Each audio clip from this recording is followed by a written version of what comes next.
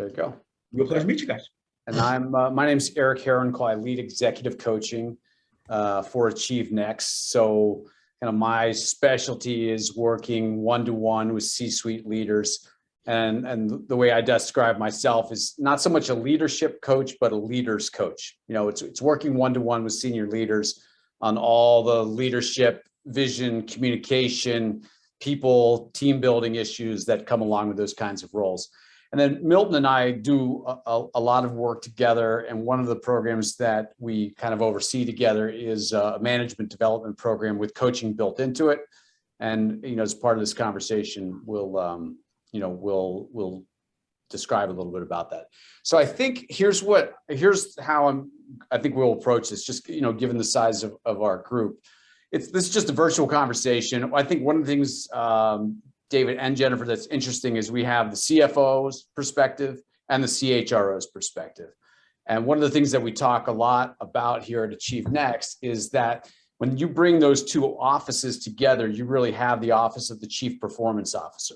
Those two roles in this 21st century business climate are essential, and we believe like 1 + 1 is equal to 5 when they're really working extremely well together. So we can talk. We'll talk a little bit about that. So what I thought we would do, and then the other thing is to say we're recording this, as you saw when you logged in, and we're going to have a number of people who are accessing this virtually. So I would love, as part of this conversation, to have you both and Jocelyn, as she joins us, really to share your own perspective on this issue of dealing with poor performance and poor performers. So the two points that I would make just as we get started. Number one is that hairline fractures in the physical world became compound breaks in the virtual world. And I think we've all seen that, right? It's just, it was COVID and the quarantine did a lot of things, but one of the things that it did was it amplified and exaggerated issues that were already there.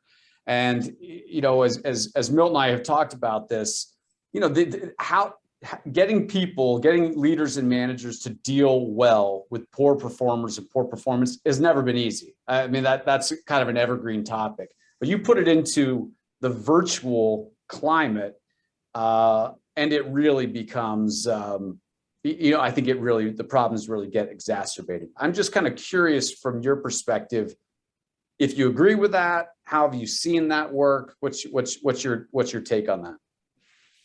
So we're 100% virtual, and we were pre-pandemic. You were. Interesting. Okay. So for us, I'll say for me in particular, I've led teams up to, I think 75 was the largest team that I led, and small, as one, prior to kind of this new venture in my life that I've been doing for the last 3 years.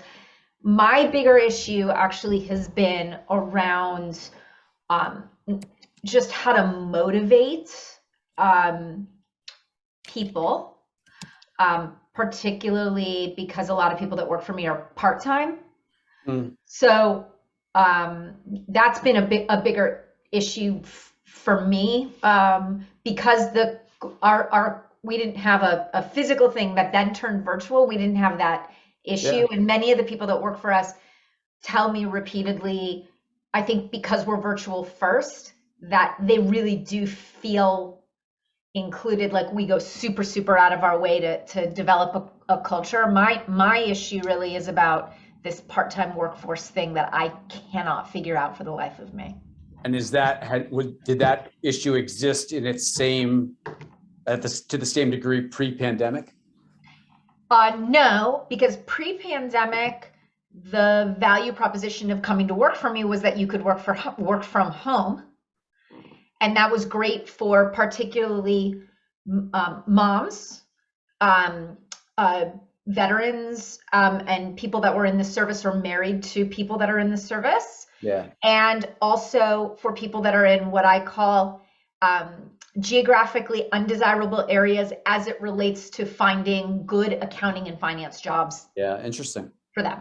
So that was a great value proposition. Now everybody has that. Interesting. Okay, that makes a lot of sense. Well, that's a really valuable perspective, actually. I mean, you're kind of, in some ways, you're kind of a control group for the rest of us, right? So let's guys, again, we're just gonna, as we talk, let's come back to that theme.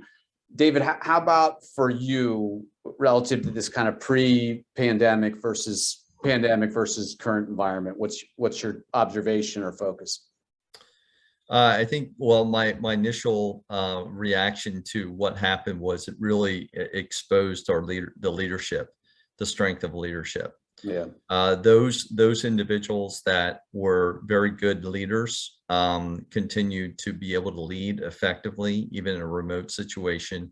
Really? And individuals had a clear understanding of what was expected them in their goals, but also in the how. You know, how to do it. You know, there's the behavioral component. I'll speak a little bit more about that as well.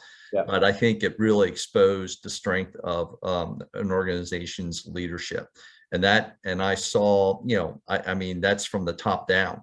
I mean, like, you know, it really exposed, even at some of the executive leadership level, you know, the gaps or the lack of capability maybe in some of those areas, which obviously had a trickle down effect, you know, to those parts of the organization. So I would say that I do think on the topic of I think there's an element of trust that's related to that topic. Mm-hmm. And I think it's also tested and is testing the culture of organizations. Mm-hmm. And where are they truly valuing their human capital and their employees? Do they really value that?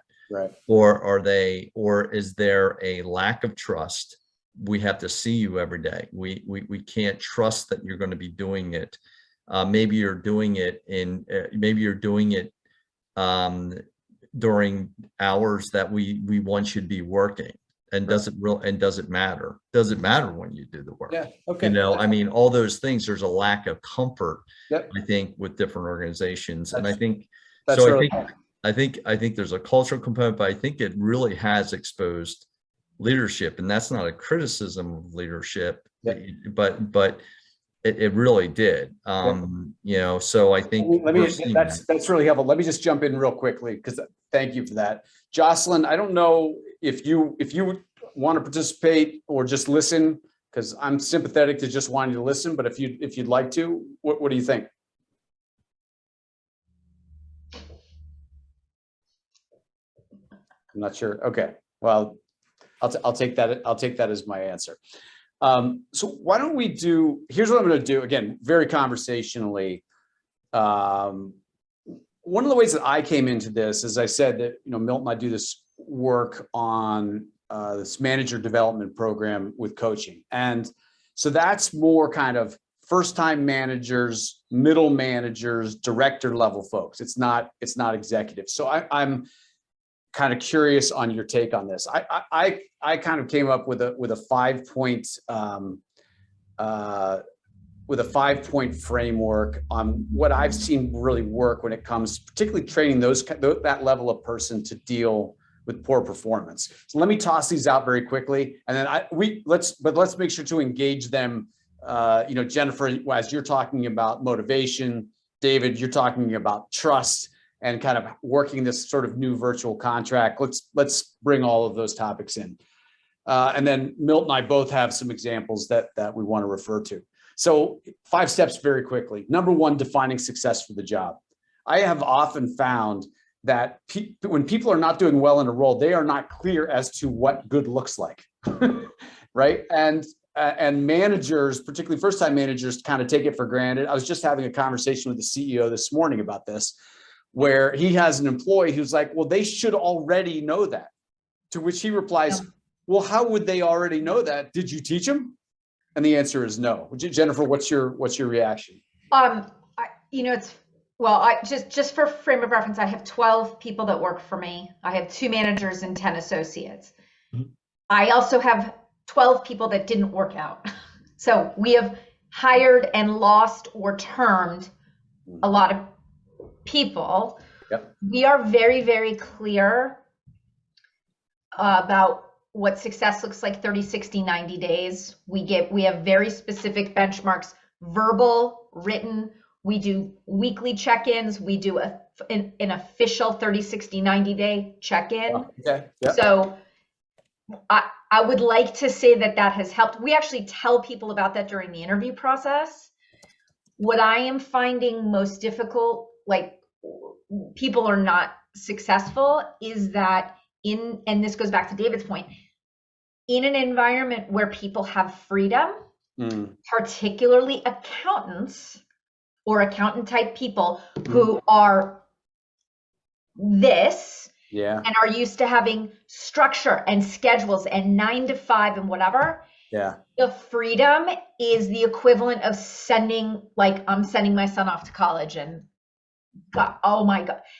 That has been the number one thing where people have not been successful. Really? So just to say that back to you, they basically, the lack of structure has kind of been overwhelming, and all of a sudden they're kind of like a dog, like watching a yard full of squirrels.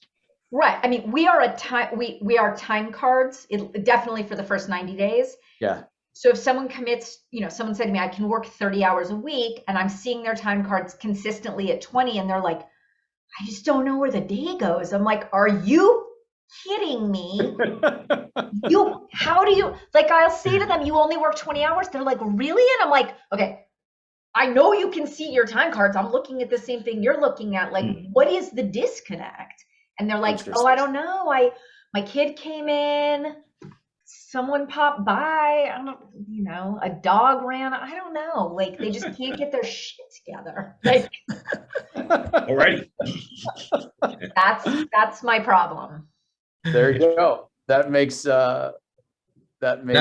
why companies are saying come back to work mandatory 5 days a week. I wish I had. Sometimes I wish I had that option. I'm just kidding. But yes.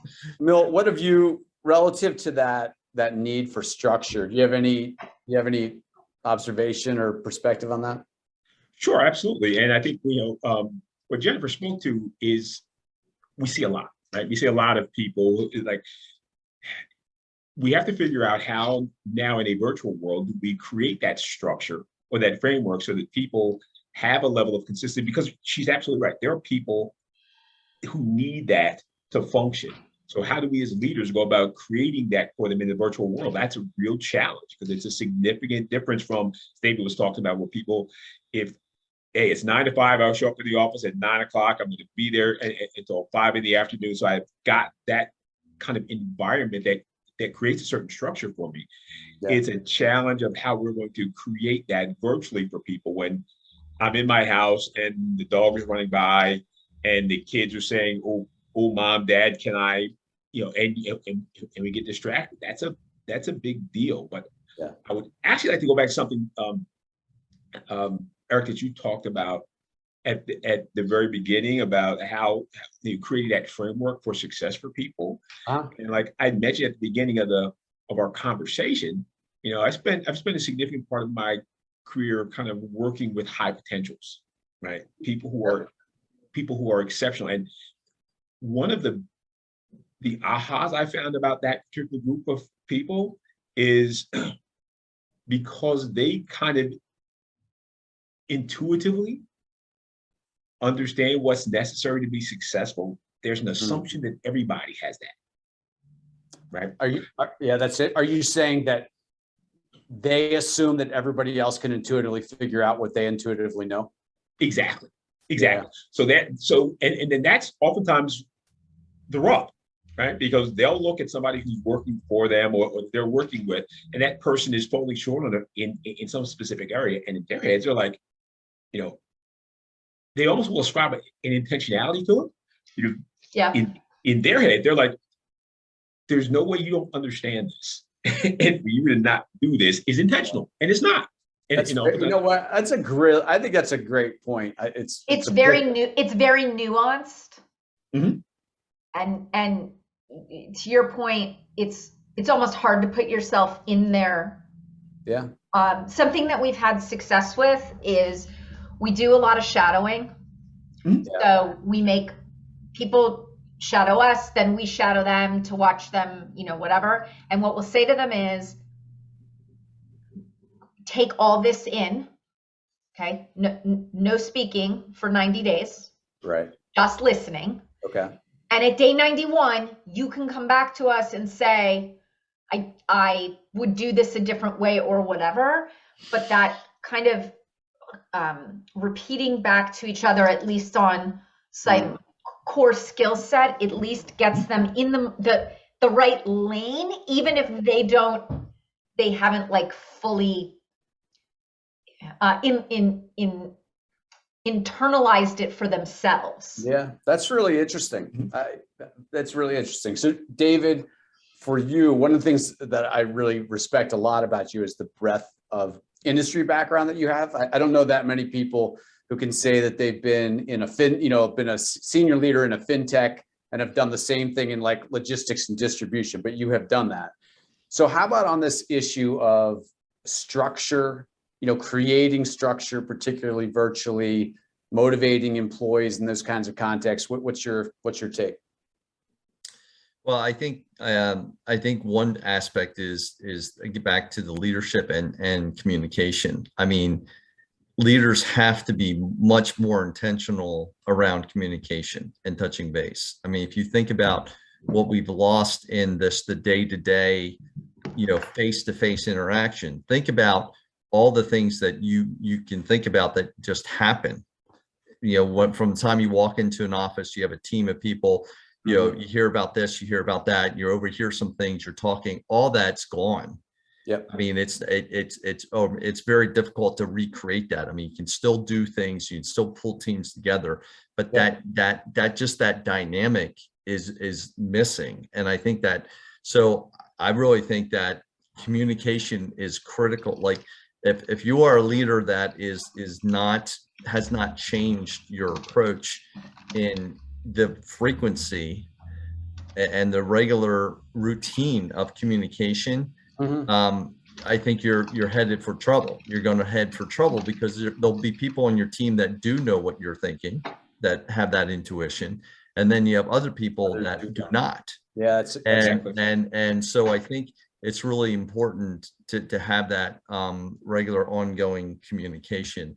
I think it's also really important that you're also seeking to understand from your people, what is the work they're doing, what are the barriers, and help them with structure. I mean, there may be some things that they need some help with on a structure basis because they don't have it, or you come up with creative ways to maybe help them schedule their day. Maybe have a situation where a person really the least productive time is between, I'm just throwing this out, between 2 p.m. and 5 p.m. I'm just throwing that out. So if you can do it, then give the person permission. All right, that's a critical time of your day, and they jump back on at 6 to 9 or something. And just so it's not. It depends on the type of job or type of work is. Like if you're needing to be accessible to your organization, that may not work. But I think doing those things, I think really helps in managing performance. I would also say that I think it's really important to continue to reinforce, again, communication, reinforce what are the objectives, what are the goals, the why behind what we're doing, and continuing to remind them how they're connected to their achievement, but also the success of the company. Yeah. What does that mean? So making sure that you're constantly bringing it back to those things, I think has been, what I've seen really helpful in no matter what industry. That's good.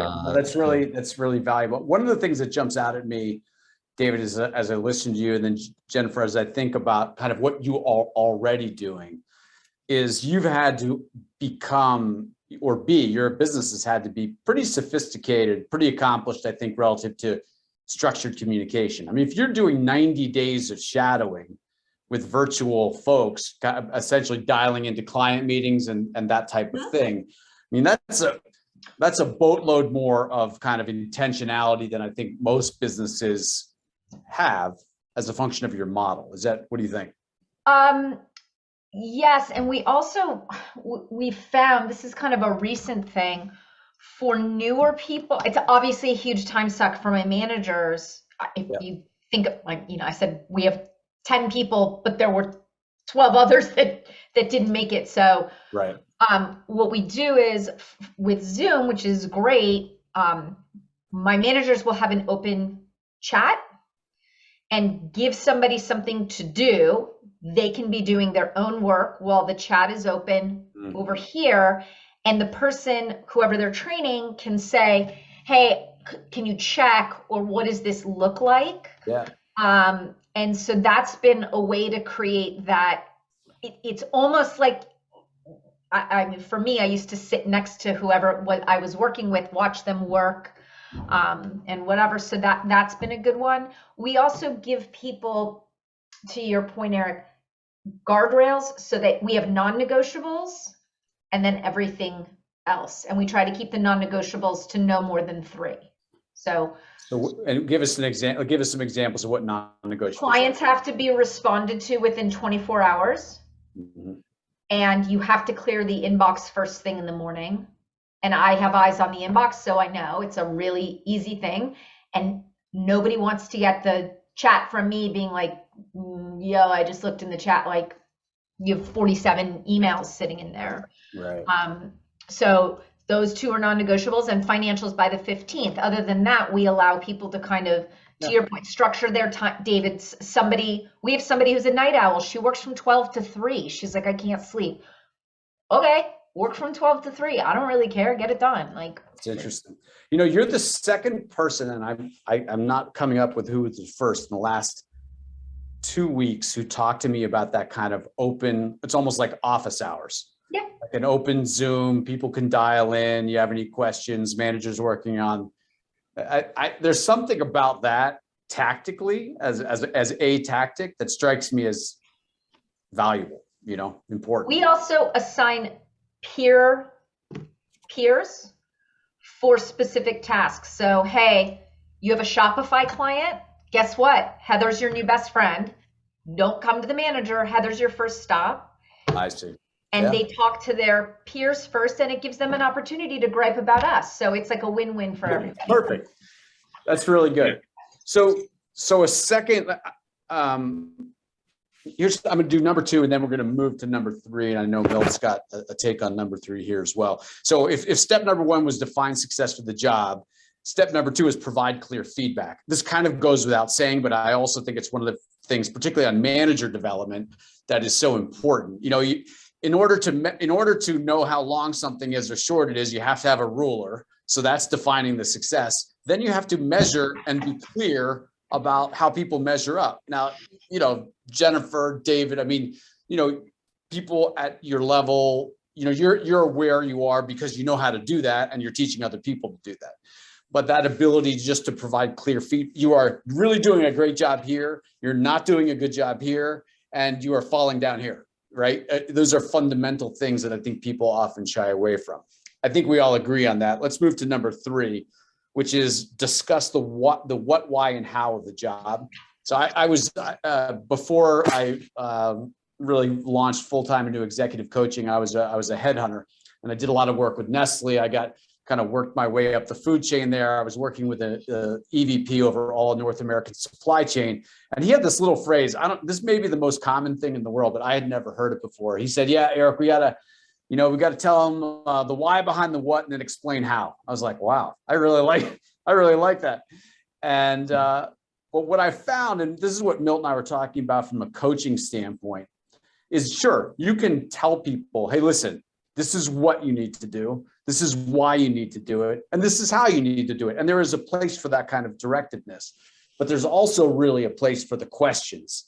So tell me what it is that you're doing. Tell me, why do you think that is important? How are you going about that? What's working, what's not? That kind of coaching approach, depending on the situation and the level, I think can be a really effective way to start trying to get into kind of what are the root issues? What's actually going on here? what if they don't care?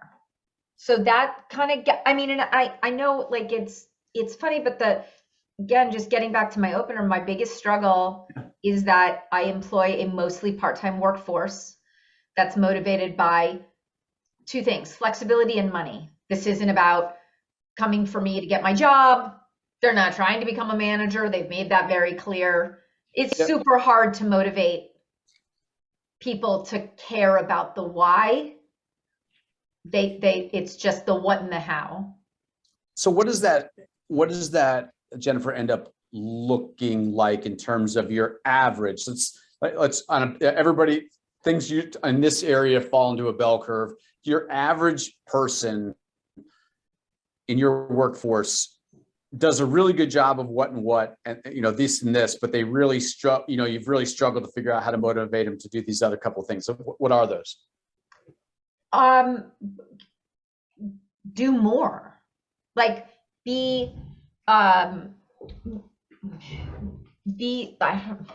it's like maybe they're all like B players. They're not going to be A players. They're not strivers. They don't go above and beyond, and that's a big part of what I pitch is see something, say something, go like okay, the best example I can give you is for a week we process payroll, but we're not responsible for onboarding the employees. For a week we've been getting a notification saying something's wrong with this employee. My employee has seen it because but they're like, oh well, they have an HR person, so I never bothered mentioning it to, well, turns out the HR person was ignoring it also. So like, I'm like, hey, why didn't you let the CEO know that we were getting these messages? Like, she's like, well, why would I? Like, they have an HR person. Like, I can't get them to like care as much as I think someone who is looking for something more than that. Yeah, that's interesting. Milt, Milt, we were talking a little bit about your experience in terms of, with this high potential manager you're discussing. So if you want to touch on that, I'm also curious just relative to that issue around motivation. I don't know if you have a take on that as well. Eric, you know me well enough to know I have a take on everything. Whether or not it's a valuable take, that's a separate issue. But I got a take on that is true. That's why you and I tag team on this stuff. Exactly. But anyway, there's a couple of things. I think that if we go back and we think about I talked about earlier about how high potential or people who have that kind of intrinsic motivation or drive can make assumptions, assume things not in evidence about other folks. So the question is, to this point 3, the what, why, and how do we do the job? Make sure that when we're coaching these people up, that we articulate what those things are, like, and that we to use an old, I don't know if everybody on here is, Philadelphia sports fans, but Andy Reid used to be the coach of the Eagles. And one of his mantras used to be, I need to make sure I put my team in position to be successful. I need to make sure I put my team in position to be successful. So part of our job as coaches or as leaders or as managers is to assess the talent, skills, and abilities of the people on the team and to say, what do we need to do to put them in a position where they can be successful? If you want to sap motivation from people, one of the ways to do it is if we continually or habitually put them in situations or allow situations to occur where they don't feel they're going to be successful to begin with. That's a very demotivating kind of thing, right? So for us, clearly, we need to understand kind of what is it that Eric does really well? What is it that Milton does really well? What is it that Jennifer does well? What is it that David does well? What is it that Jocelyn does well? And then how do we meld that group, right? Put them in a position where they can each play to their strengths, create the best and most positive outcomes for us as a team, ourselves as an entity, and for our clients. So it's some of that I think is important for us as leaders and managers to really contemplate that. Yeah, that's interesting. So let me do this, because Bill, I do want to come back. I think I want to come back on this the what, why, how, the coaching question, because I think you've got a good take there. Jennifer, let me just ask you one or two more quick questions quickly, and then I don't know if I have a valuable perspective here or not, but I'll give it my best shot. Of the 12 people that you have, how many of them are A players? Huh.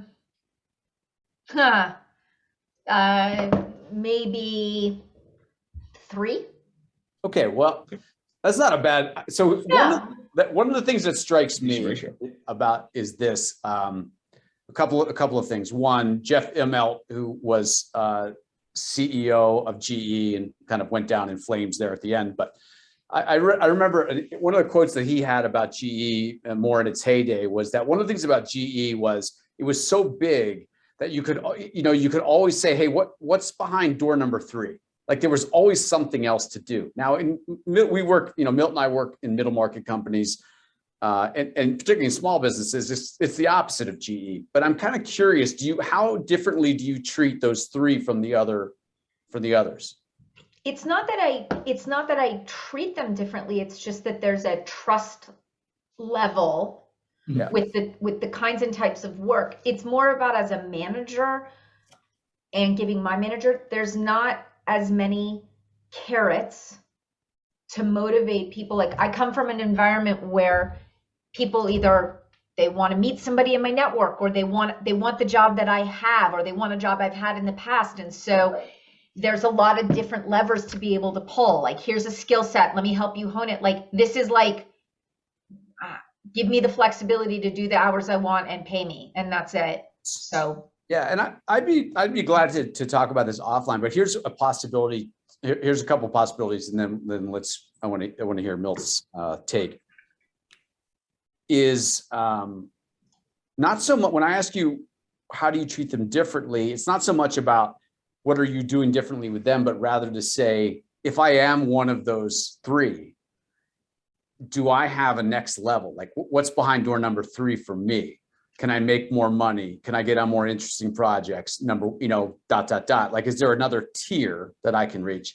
And then, I used to be a headhunter, right? So one of the things, and long time ago, did more contingent recruiting. People would come to me all the time and they say, well, Eric, let me ask you, between these 2 candidates, who do you really like? Candidate A, candidate B. I said, listen, I don't even have to meet these people because you have not done that much prospecting between candidate A and candidate B. I really like candidate C. Let's go find some more people. I just wonder if there is a second tier that you could promote from a recruiting standpoint and just kind of fill the recruiting funnel with more people, like just go literally just kind of cycling through more folks trying to find the next A player. Now, I appreciate this is very easy to talk about on virtual conversations. And you're like, hey, come sit in my seat, do everything we got to do. And then, I get it, but I don't know if what's your quick take? Is there any value to that kind of approach or no? I have one person on my team that is just dedicated to finding new people. That's all they do. Yeah. Mm-hmm. It is soul sucking. It is. That's the only way I can describe. I can't tell you how many horrible applicants, responses, interviews. Wow.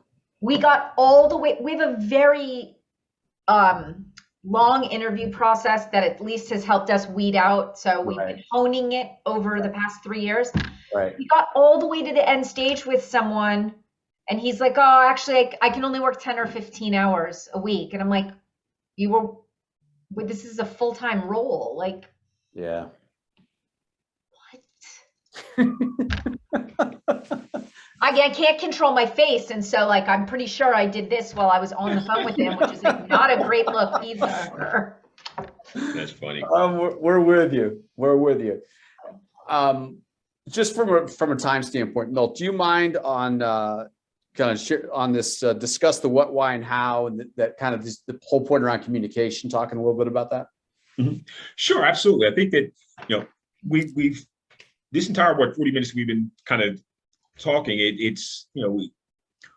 we're continuing to reinforce the idea that communication is a key, right? It's an important thing, but it's not just that we're communicating, it's the what are we communicating, how are we communicating it, and how's that being articulated. And I think that this step 3 that Eric has kind of modeled out here in this 5-step framework is vitally important, right? Because the idea of how do we put people in position to the degree it's possible, because how do we put people in position to be successful, right? That's our goal. And one example I'll give is, which is what I shared with Eric earlier, is that, with a particular high potential employee that I was working with at a major retailer in Philadelphia, whose name I won't mention now.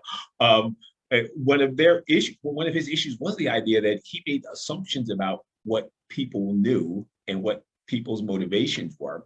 And this kind of a framework, I think, goes a long way in requiring you or forcing you to articulate those things in a way that are intelligible. And if we go back to step number 2, and with that feedback, remember, feedback is a circle. It's a circuit, right? We need to close that loop to make sure that they understand what it is that we've shared with them, so that when we walk away from this, there's clarity on what's to be expected, that there's clarity about what those, and Jennifer, I think you mentioned it earlier, one of my favorite terms are non-negotiables, right? What we can't do. Here's things that you can't touch this, you can't touch this thing. Right. And then that we've also given them that we make sure that they're skilled up and pulled up in such a way that they can actually get this thing done. Right. And that gives us the optimum ability to determine whether or not this person can grow and evolve into the role, or whether or not we need to consider other options about how we deal with this person. Yeah, it's really interesting. Milt, one of the things that we have a family friend who used to work at Aramark, Yes. Mm-hmm. and she oversaw all of food service for the Beijing Olympics. I mean, huge number of people. Right. One of her principles, one of the things that she learned there, it's a unionized minimum wage workforce, right? Nice. That's always fun. You work with the team you have. You work with the team you have. You don't have the option of I gotta turn over 50% of this group. You can't do that. Right. For somebody like me, that would be on the one hand, I can't imagine it. On the other hand, I found it to be an interesting challenge. Like, how do you work with the team you have? And that's part of what you're talking about there, I think, is you got these hypos, and if they're going to be executives, they're going to have to learn how to deal with, the bell curve, the whole span of people. They're not going to just be overseeing a whole team of hotshots like they are. Absolutely, because by definition, if you're a hypo, you're an outlier, right? You're not the mean. So, which is oftentimes a challenge, right? Because we assume that people are going to act like us, and they're not. So, I think that's a perfect example, right? How do I address the rest of that bell curve? That's really interesting. So so as we're kind of, we got a few more minutes, and Jennifer, I appreciate you joining. It's really nice to meet you. So let's see how can we give you a few minutes more of just value here? Like what else would be worthwhile to discuss? Because I think you have a really interesting model. I everything that you're saying makes perfect sense to me. Like, this is the real world of running a business in this model, recruiting staff in this environment. So anyway, I've learned something from you. I really appreciate it. Yeah, I have. I think it's really helpful. I mean, I do, it's interesting that you guys say, the managing the rest of the bell curve, because that was something that was really hard for me when I switched from my corporate life to this, was understanding that you actually can't be successful with all A players. Yep. It doesn't work. They're constantly leaving for newer, better, other opportunities. So I do understand the value of that. I guess it's just been a really, hard struggle. We are very warts and all when people are applying to this job. Like, we tell them very specifically why people have failed, because they fall into 2 or 3 buckets of very specific reasons. So we tell them that, and despite all that, we still see them repeating the same things. And mistakes. How do you as you, in terms of the soul-sucking activity of identifying potential new employees, how do you go about sourcing people? Like, where do you find Indeed. them? Yeah. So to what degree and extent? I've used headhunters. I've used other versions of Indeed, job boards. Right. And what kind of, right now, how many open roles do you have? 2. So these are, you're in the trenches, you're really doing it. And I get that. One principle, and I did work with Mass Mutual a number of years ago. And, if you're a sales manager for a life insurance company, right, you are a recruiter. That's literally all you do. That's all you do. And they had, and the insurance industry has the numbers on this stuff boiled down to like a total science. So here's the scenario. Milt and I are just brand new sales managers working for Mass Mutual and Northwestern Mutual. We both have to build our teams. I'm brand new in town. I don't know a soul. I got a cold call, right? Milt knows everybody and their grandmother, and his family's all dialed in, all this kind of stuff. I have to make 200 calls to find one producer. Milt has to make 6. Mm-hmm. So I'm curious from a networking decision influencer reaching out. Have you guys done that as opposed to the cold? I have. Like I said, the biggest issue that we've had is I don't know. Well, I can say I know exactly when it happened. Sometime in the past 2 years, sometime during the pandemic, accounting went from a crappy job that doesn't pay that well to the sexiest job ever, and controllers are making like 50% more than they were pre-pandemic. Like insane amount of money. And so I can't compete with that. All I can, the one thing I'm hearing now that people are, I don't want to say things are stabilizing, but they're a little bit, is that because we are a true remote opportunity, what I hear continually from people is, well, I applied for this job because it was remote. Is it actually remote? I'm like, yes, you're not coming to my house. So there's nowhere to go. They're applying for remote jobs that'll say, well, you have to come in 1 day a week. Right. And they're like, that's not 100% remote. So that's one thing that I have going for me, but there's just, it is. I'm with you. Tough. It's a tough environment out there. No question. And as I said, I mean, you're a terrific kind of barometer for the rest of us, because you have all the pre-pandemic data and then the post-pandemic data, right? I mean, you're experiencing all these changes. So I don't know. We're with you. So I think we're about 10 minutes before the top of the hour. I think we can go ahead and kind of wrap up. I don't know, Jocelyn, either by text or Jennifer, any last comments, any questions that you guys want to end with? No, this is really great. I love your organization. I'm big fan, been a member in some capacity for a very long time. So I always like these events when I can join, and it's great. Well, it's very nice to join you. Very nice to meet you in person. I'm glad you were able to join. So yes. Milt, any final comments? Same here. Jennifer, it was a real pleasure. Joycelyn, although we haven't heard from you because your voice on video, it's a pleasure to have met you as well. I think I hope that the conversation, that you found the conversation beneficial, and Jennifer, I have a bit of a snarky sense of humor. One thing I'm going to share with you, you said just a second ago that I said, wow, I don't think I've ever heard those two words in the same sentence. And that is accountants and sexy. I